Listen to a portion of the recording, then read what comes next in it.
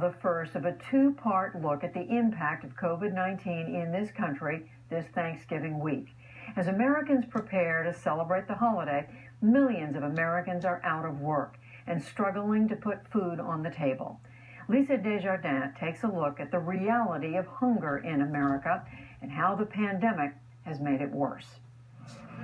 A chilly morning and a patient line of people outside this food bank in Arlington, Virginia, not far from Washington, all waiting their turn for fresh fruits and vegetables, milk, eggs, chicken noodle, canned goods, and this week, a turkey. Before Corona came, this line was never this long, so it's definitely bringing more people out here. We try to address long-term food insecurity. Charles Meng is the executive director of the Arlington Food Assistance Center, which has spent more than 3 decades helping feed a diverse population. But they have never seen this amount of need.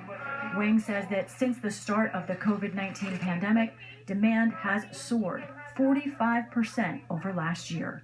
We're seeing new families, families that have never come to us before, families that have been struggling to survive and have been very successful at doing that.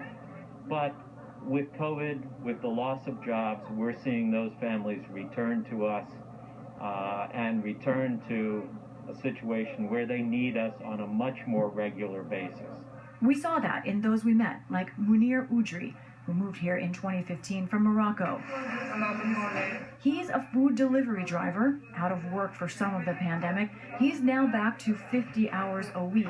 But with a new baby, a toddler, rent, and sending money back home, he says it's just not enough. I wake up every day early, I have to go work, and I come late, so I didn't have enough time to my family. I don't have any day off.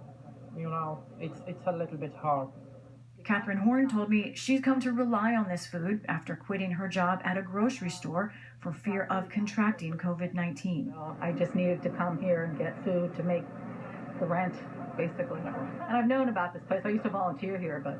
You used to volunteer here, and now you're... Now I'm like, I need it. Like, you look, it's like everyone is strong and fit, hardworking people that just get maybe a little bit gray now. We're like, oh, I'm going to take the assistance right now. There's a lot of us that lost our jobs. Alice Dade is a cook who says during COVID-19, her job has been touch and go. I'm not working right now because of my job. We did open up, but we closed back down because of my manager was positive for Corona, so we had to close our store back down. We also saw some of the group that is the most affected by hunger in America, kids. Right now, by one estimate, as many as 1 out of every 4 kids in America doesn't know where their next meal will come from, and that could rise. That figure comes from Feeding America, the nation's largest hunger relief organization. They estimate that before the pandemic, 35 million Americans of all ages were already living with food insecurity, meaning they couldn't reliably provide enough quality food to everyone in their household. Now, because of COVID-19, Feeding America forecasts that will skyrocket to more than 50 million people, with the hardest hit being children and communities of color. We're still right in the middle of a food crisis. Claire Babineau-Fontenot is the CEO of Feeding America. We're seeing an average increase across our network of about 60%.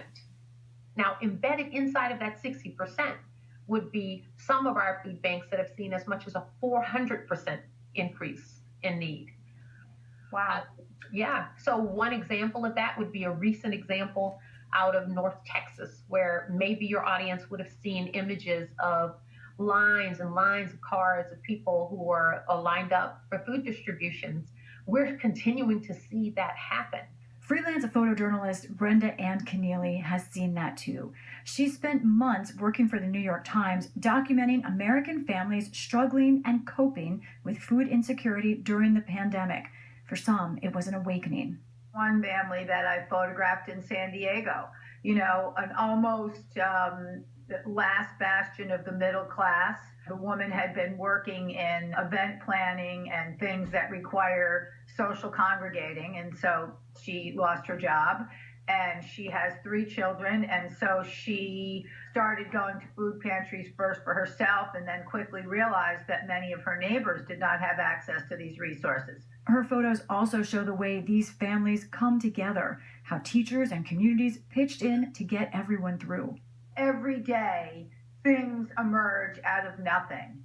And I think that at Thanksgiving, how thankful I am that I now, and it hasn't been the case, have extra to give. Or even if I don't have extra, I certainly have enough to share. Even if it's not food on that day, it's in life.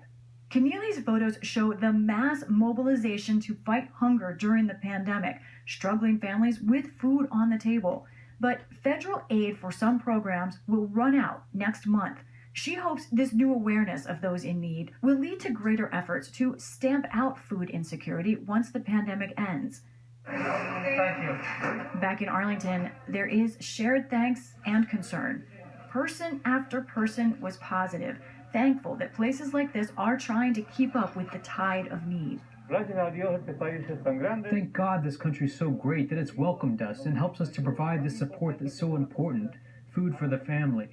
But we also heard concern that things again are turning for the worse. And for many here, a concern that this holiday season, long lines like this for food are again about to grow. For the PBS NewsHour, I'm Lisa Desjardins.